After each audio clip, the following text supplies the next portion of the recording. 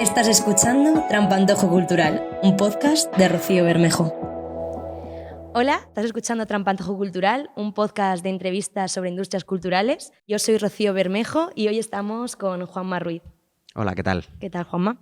Bueno, cuéntame un poquito cómo empezaste en el mundo del cine. Bueno, pues en realidad mi trayectoria en esto del cine es bastante peculiar, creo, porque empieza allá por los 12 años, creo, cuando tengo la enormísima suerte de dar en el colegio con un profesor kamikaze que se había montado por su cuenta y riesgo, lógicamente con la aprobación del colegio y con todo el rigor del mundo, pero se había montado él una asignatura optativa alternativa a plástica, que era una asignatura que él llamaba vídeo. En realidad, vídeo era teoría de la imagen, teoría del cine y acabar escribiendo un guión y haciendo un cortometraje. Entonces, yo llego al cine básicamente porque se me daba muy mal dibujar. Me ofrecen una alternativa plástica y digo, esto, lo que sea, y a ver... Hubiese pagado por eso, ¿eh? ¿Verdad? Totalmente. Y a mí es verdad que siempre las películas me habían encantado, o sea que no solo fue huyendo del dibujo, ¿no? Con el que me he reconciliado mucho tiempo después. Pero sí, cogí esa asignatura y yo acabé enamorado ya no de las películas en sí, sino de todo lo que había detrás, ¿no? De esas decisiones de voy a poner la cámara aquí, de voy a mover la cámara de este modo, de voy a contar historias por medio de la imagen. Y ya desde allí, pues creo que todo lo demás que vino, de manera más o menos estructurada, pero al final siempre fue un poco inevitable, porque bueno, empecé el instituto y yo empecé a hacer ya cortos con mis amigos, a nivel completamente amateur, pero cada vez que escribía un guión, se lo llevaba a mi viejo profesor como diga lo de viejo, a mi profesor del cole, para que pues me opinara, me dijera, pues esto está bien, esto está mal, tal, y cada vez que quería rodar, pues iba y le pedía consejo, tal, mantuve la relación con él durante todos los años de instituto. Y cuando llegó el último curso en el instituto, yo dije, quiero hacer comunicación audiovisual, quiero dedicarme a algo que tenga que ver con el cine, ¿no? Entonces, pues acabé en esta carrera que tú conoces muy bien, que es comunicación audiovisual, con todo lo bueno y lo no tan bueno que tiene. Y es que para los que pues, estamos enamorados del cine, pues tiene una parte pues, esencial y fundamental, y luego pues tiene muchas otras cosas, digamos, accesorias que quizá interesan menos a los que perseguimos eso, ¿no? Pero bueno, ese fue el principio. Y de ahí, pues acabé la carrera, seguí haciendo cortos también durante la carrera, y para el año en el que acabé la carrera me llamó mi profesor del colegio. Yo estaba cursando todavía el último año de carrera. Y bueno, él trabajaba desde hacía muchísimos años, aparte del cole, en el Festival de Cine de Alcalá de Henares. Entonces me llamó y me dijo, estamos buscando a una persona para que se incorpore al comité de selección del festival, para que entre alguien nuevo, un poco de sangre nueva y tal, para renovar, que si te interesa. Y yo, pues evidentemente, claro que me interesaba. O sea. Menuda oportunidad. Entonces, antes de acabar la carrera, pues estaba trabajando en un festival de cine, estaba como seleccionador en un festival de cine, viendo todos los cortos que llegaban, en VHS por aquella época. Sí, soy viejo. Y bueno, pues trabajando codo con codo con gente, con el director del festival, con el equipo y tal, y aquello ya también me enamoró. Seguí muy enganchado al festival durante muchos años, sigo colaborando con ellos de una u otra manera todavía hoy. Pero bueno, hubo unos años que estuve trabajando de manera especialmente intensa con ellos, casi como mi ocupación principal. Y luego, entre otros bandazos profesionales puntuales, porque uno se va buscando la vida como puede, pues sí que tuve la suerte de trabajar hice las prácticas en una productora, las prácticas de la universidad, y de ahí pues trabajé también luego en un par de largometrajes en tareas de producción, de casting, cosas distintas. Y eso, pues todo lo que era rodaje me encantaba. Yo era de los que querían dirigir, luego, bueno, pues he quedado para lo que he quedado, pero eso era... Empezamos igual todos, yo creo, luego ya vas buscando otros caminos. Sí, os preguntaron en primero de carrera qué queríais hacer. Sí, y directores éramos como 60, sí. De 80. Bueno, y a nosotros además es que nos dijeron, nos pasó exactamente lo mismo, ¿no? ¿Quién quiere dirigir? 60 manos de 80, tal cual, matemático. Y la respuesta del profesor en aquel entonces fue, pues de aquí llegaréis 1, 2 como mucho. Y dices, bueno, pues ya está, ya me voy, ¿no? Primera semana de primero de carrera. Ya me has hundido, ya me voy a ir a casa. Pero lo bonito yo creo que es que al final el cine son muchas cosas y descubres, o en mi caso por lo menos yo he descubierto que puedo considerar que trabajo en el cine, aunque no haya estado dirigiendo y aunque haya estado haciendo cosas que ni siquiera sean estar en rodajes, ¿no? Como la crítica, como la docencia. Pero el cine al final es muchas cosas y todas ellas a mí me han reportado pues muchas alegrías, ¿no? Y mucha satisfacción. Qué bien. Bueno, pues ahora hablando del tema de la precariedad, de esta cosa de los rodajes, que a todo el mundo de primeras nos encanta cuando estamos metidos en el mundo audiovisual, pero ¿qué pasa? O sea, ¿cuál es el punto de inflexión en el que dices no puedo vivir toda la vida de rodajes? ¿Son por falta de subvenciones, por el tema de la discontinuidad, por todo junto a la vez? ¿Cuál es tu opinión sobre esto? Claro, al final yo creo que es todo. Es todo porque yo te puedo contar mi caso individual, que será la experiencia de muchísima otra gente, pero la experiencia de otros muchos habrá sido muy distinta. Es decir, sí, al final depende de esta discontinuidad de trabajar 3 meses y luego tirarte 6 o 7 meses esperando a que surja otro rodaje, otra película, otra serie o lo que sea. Pues te lo puedes permitir cuándo y cómo te lo puedes permitir. Es decir, si en casa pues vives con tus padres o con tu familia, no tienes gastos y demás, pues durante X tiempo a lo mejor lo puedes hacer. Pero ya ahí el nivel económico muchas veces es el condicionante, ¿no? ¿En qué punto de tu vida tus padres te empiezan a decir no puedes alargar esto eternamente, por ejemplo? ¿O en qué punto de tu vida tú mismo te quieres ir a vivir tu vida fuera de casa y no es sostenible muchas veces? ¿Tienes un colchón económico? Perfecto, puedes seguir manteniéndolo un poco de tiempo. Y entonces ahí yo creo que se crea un filtro que lamentablemente muchas veces, como en tantas cosas, vuelve a ser de clase, ¿no? En el que si tienes pasta, pues puedes dedicarte más tiempo a probar suerte hasta que entras en la rueda de trabajar ya más de continuo. Y si no tienes pasta, te tienes que rendir antes por fuerza. Entonces, claro, mi siguiente pregunta justo era si pensabas que el cine es elitista, ya no tanto desde el punto del espectador, sino como de la gente de que hay detrás trabajando. Obviamente, para llegar a ciertos puestos tienes que tener dinero. Claro, no siempre, ¿vale? O sea, esto es lo de siempre, ¿no?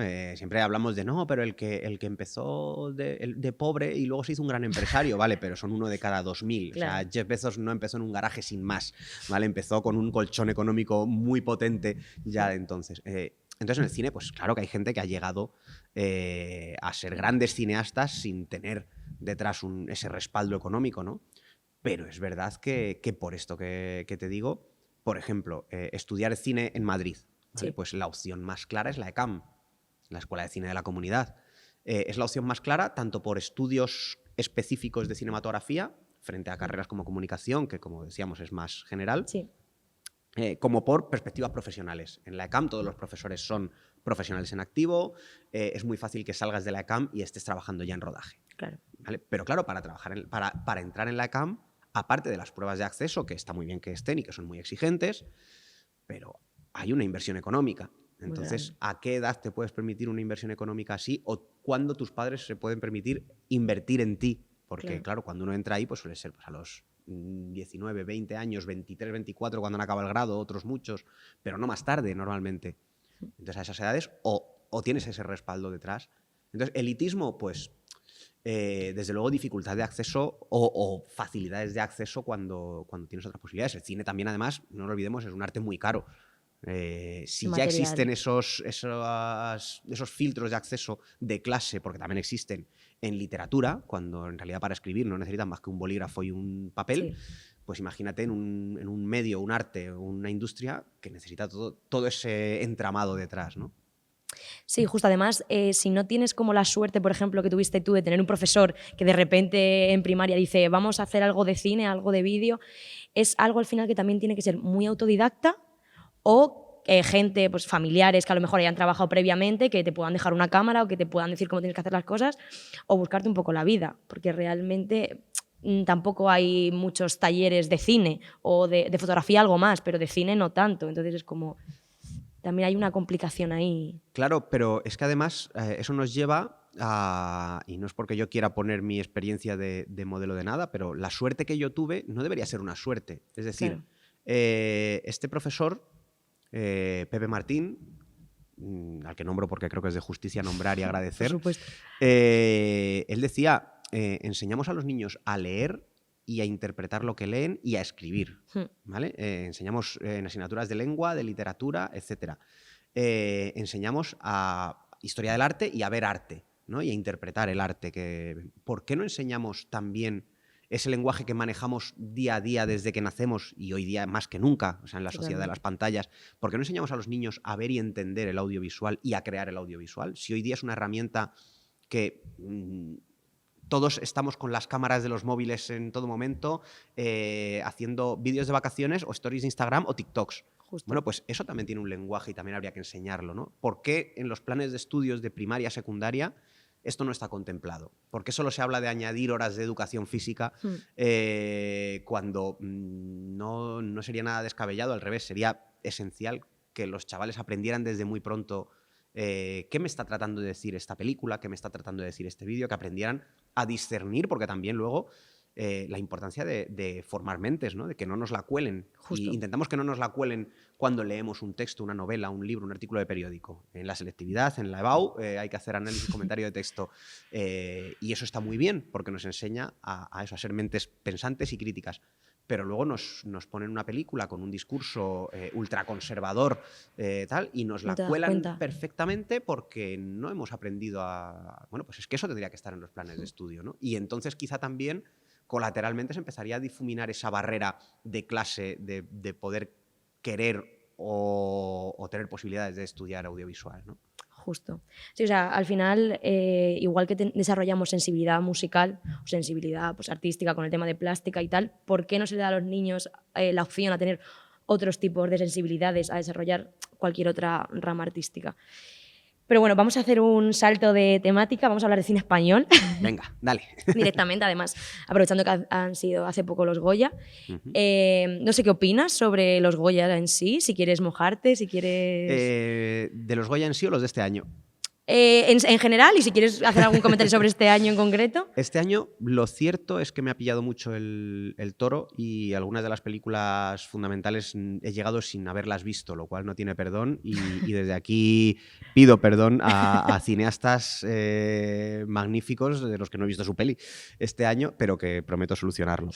Este año la cosecha de cine español era impresionante, absolutamente impresionante. Y creo que hay una cosa que pone de manifiesto las limitaciones no solo de los Goya, sino de todos los premios, en general, todos. Ya sean los premios más de público, como puedan ser, o más, digamos, de cara al público, como puedan ser los Oscars o los Goya, que son premios que da la industria, pero que al final tienen un condicionante de las películas que se ven, que más se conocen, etc. Pero también pasa con los premios más de industria, ¿no? Incluso los festivales como Cannes y no sé qué, que al final también tienen unos condicionantes de visibilidad.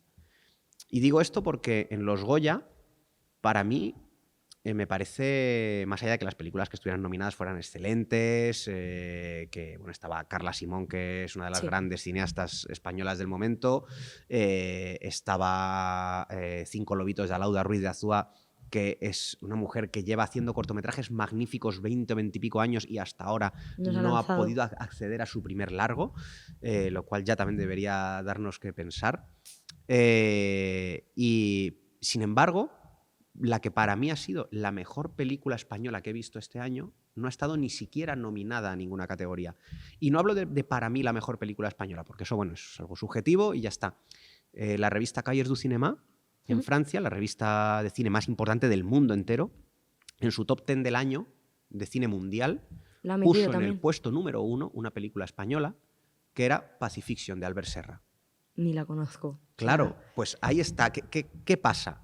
¿Por qué no ha llegado al público esa película? ¿Por qué no ha llegado al público? Se ha estrenado en el circuito de cines habitual para las películas de Serra, que es un circuito muy limitado, que bueno, pues puedes verla en los Renoir, en los cines Golem, a lo mejor, en los 4 cines contados de este tipo que hay en el circuito. Pero, ¿por qué una película que la revista de cine más importante del mundo la alaba como la mejor película del año de todo el mundo y Ni no, siquiera no la está conocemos. nominada. Ya no hablo de que se lleve el Goya a mejor película. Ni siquiera ha estado nominada en ninguna categoría. Y ya no solo nominada, que no ha llegado al público tampoco. Y claro, no, porque por supuesto. O sea, yo soy una persona que al final está dentro del mundo del cine y no me he enterado de esa película, claro, por ejemplo. Claro, ¿qué pasa? Bueno, Pacifiction se estrena con la distribución que puede y con la promoción que puede. Una distribuidora mediana / pequeña que tiene la maquinaria que puede y que hace llegar al público lo que puede. Pero ahí estaría la responsabilidad de unos premios como los Goya. A lo mejor lo que no ha podido la distribuidora de Pacifiction, por cuestiones económicas,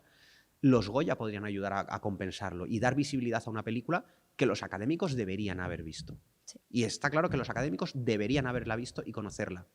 Es una película mucho más difícil que la mayoría del cine español, o de lo que entendemos de manera muy reduccionista por el cine español comercial, pero había que ponerla en valor. O sea, en Estados Unidos, en Francia la están aclamando y aquí no llega. Entonces, creo que pasa con los Goya, pasa con los Oscars. O sea, para mí las mejores películas del año rara vez están ni siquiera nominadas al Oscar.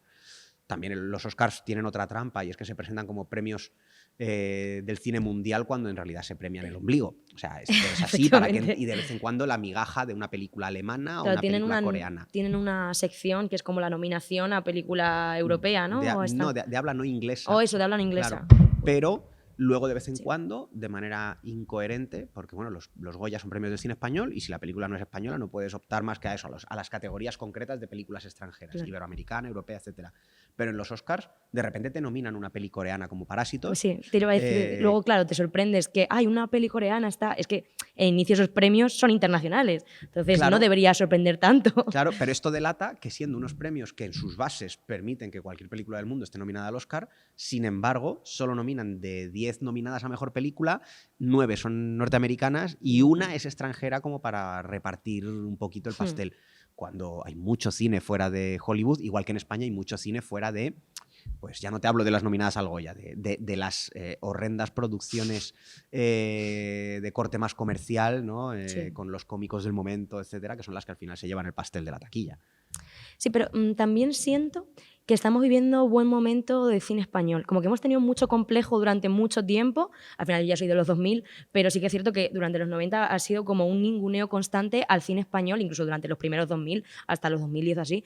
Y ahora siento como que de repente las producciones están empezando a tener otro caché, por así decir. Como que están de repente despegando y no se ven tan mal o no es tan... Buah, cine español. Esta película no la veo porque es española. Bueno, no es que te quiera yo llevar la claro, contraria, tu opinión, pero no puede ser quizá que más que haya cambiado la percepción fuera, que haya cambiado la tuya porque cada vez estás más dentro del audiovisual. También puede ser porque que esté viciada un poco de... Es que a mí me pasa a veces, hay años que me pasa lo mismo, pienso lo mismo que tú y de repente me doy cuenta cuando hablas con gente de fuera de tal, que no, o sea, siguen conociendo como cine español, Padre no hay más que uno, A todo tren, no sé qué, y siguen diciendo, no, yo no veo esas mierdas porque no sé qué, o es que el cine español solo es guerra civil y no sé qué y tal. Y entonces...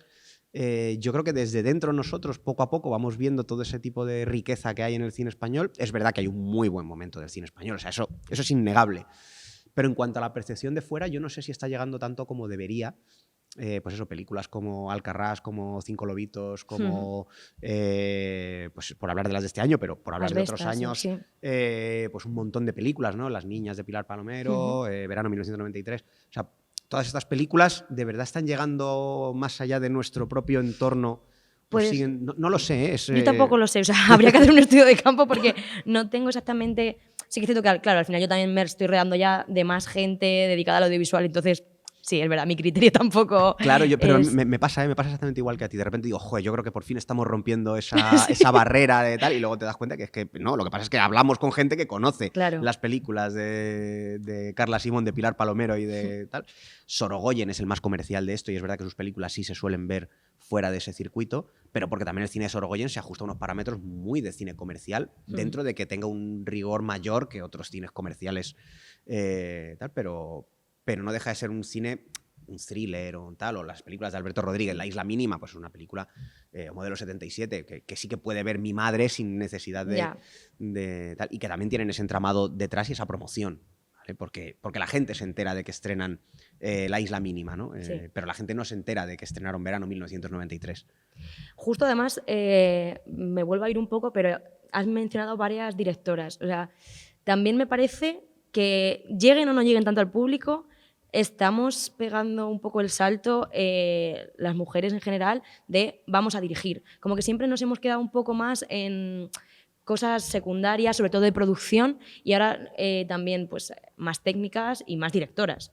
¿Qué opinas sobre esto? Ahí sí que te doy la razón al 1000%, y creo que ahí hay una confluencia de muchos factores, pero es verdad que por fin, y eso no hay más que mirar, la nómina de cineastas españolas, además magníficas, que empiezan a surgir, ¿no? Y claro, yo creo que ahí se juntan muchas cosas, porque en las escuelas de cine cada vez hay más alumnas de Sí. dirección y de estas especialidades. Pero antes, incluso habiéndolas, no llegaban. Entonces, de nuevo, la pregunta es ¿por qué no llegaban las mujeres? Sí, ¿qué ¿vale? pasaba? Ya estamos en lo de siempre. ¿Por qué? Y hablo de un entorno que me pilla más cerca. En la crítica de cine, abres cualquier revista, y ahora ya un poquito menos, pero hace unos años abrías cualquier revista de crítica de cine, y el 95% de los críticos eran tíos. ¿Qué pasa? Las mujeres no ven cine y no les gusta escribir de cine y no les gusta analizar cine. Es un absurdo, ¿no? Entonces está toda esta confluencia de factores que forman ese horror que se llama el techo de cristal, ¿no?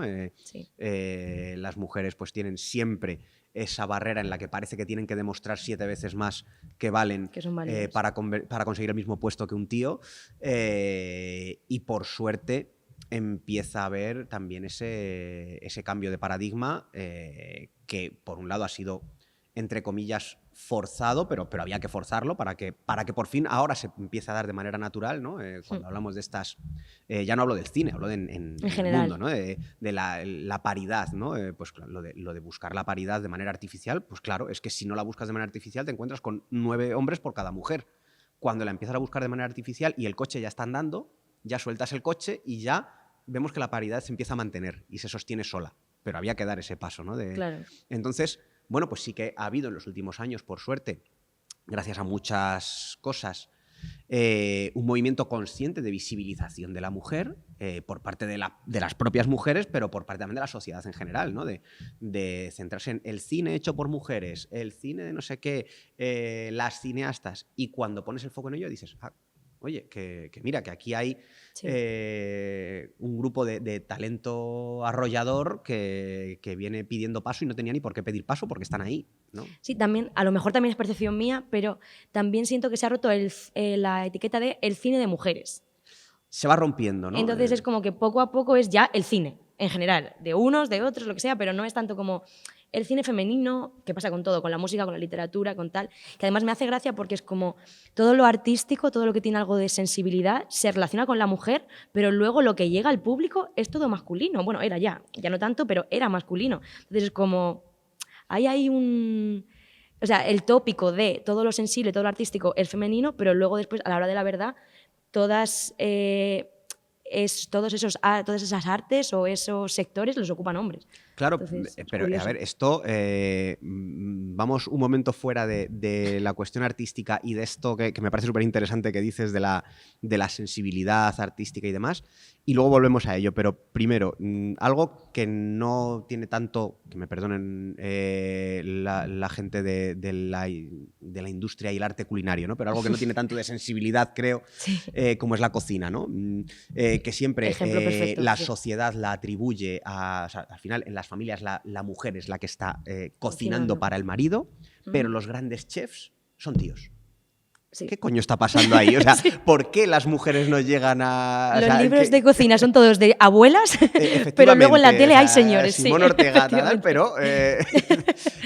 y entonces cuando lo trasladas a cualquier otra disciplina, eso está. Y si encima hablamos de disciplinas artísticas, ya está lo que dices tú, que es como la mirada femenina. El Sí. cine de esa mirada femenina.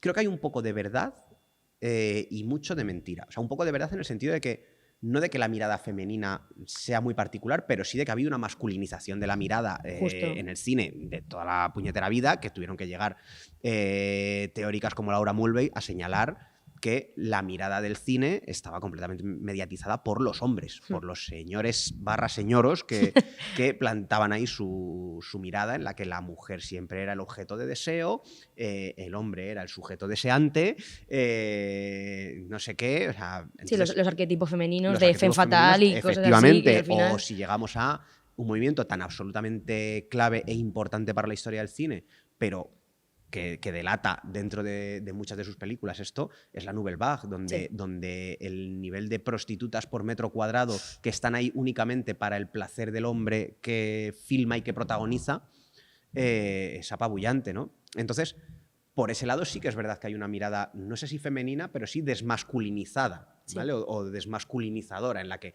perdona, las mujeres también pueden mirar, también pueden ser sujetos deseantes, también el hombre puede ser sujeto deseado y cosificado, el deseo femenino está, la mirada política incluso es otra, porque entendido política como todo lo que atañe a la sociedad. Entonces, eso sí está. Pero es verdad que tampoco podemos quedarnos, lo que tú decías, ¿no? El cine de mujeres que es este, ¿no? Y las mujeres solo hacen películas de cine de mujeres. Perdona, las mujeres hacen películas, punto. Que además siempre eso parece que muy relacionadas con lo sentimental o lo sentimentaloide, tal. Sí. Bueno, ahí tienes a Catherine Bigelow, que dirige películas militares dentro de Hollywood. No sabía. Sí, bueno, ganó el Oscar con esta de... En Tierra Hostil, creo que fue la que ganó el Oscar a Mejor Película, que además se lo quitó a su exmarido James Cameron. Qué genial.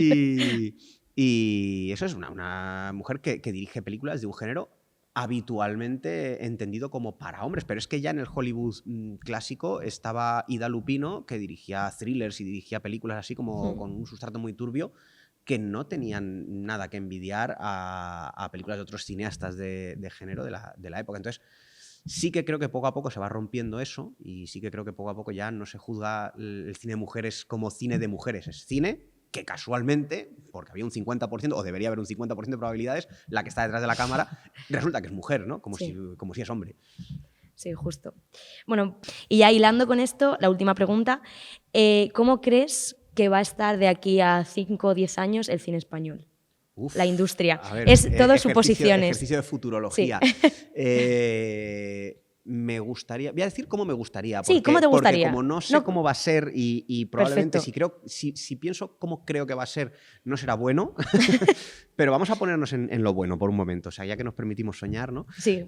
Vamos a pensar que todo este momento estupendísimo del cine español, por ejemplo, de este año, ¿no? Que no es el único, ¿eh? Ha habido más años recientemente en los que efectivamente yo creo que hay un buen momento creativo y hay mucho talento maravilloso y tal, pues vamos a ponernos en que eso empiece a llegarle al público, ¿no? Eso ya sería maravilloso, que el gran público entendiera que hay cine español más de las 4 películas taquilleras que suelen pertenecer a géneros muy claros como esas comedias de las que hablábamos y tal, y que de repente el gran público empiece a ver ese otro cine español que ya no sea tan otro, ¿no? Y que forme parte de lo que, como bien decías tú, que entendemos todos como el cine español en toda su diversidad, pluralidad y riqueza, y que fuera de nuestras fronteras está siendo excelentemente valorado. Te ponía el ejemplo de Pacifiction, pero Alcarrás de Carla Simón ganó en Berlín. O sea, es que ganó en el Festival de Berlín, que es uno de los festivales de cine más prestigiosos del mundo.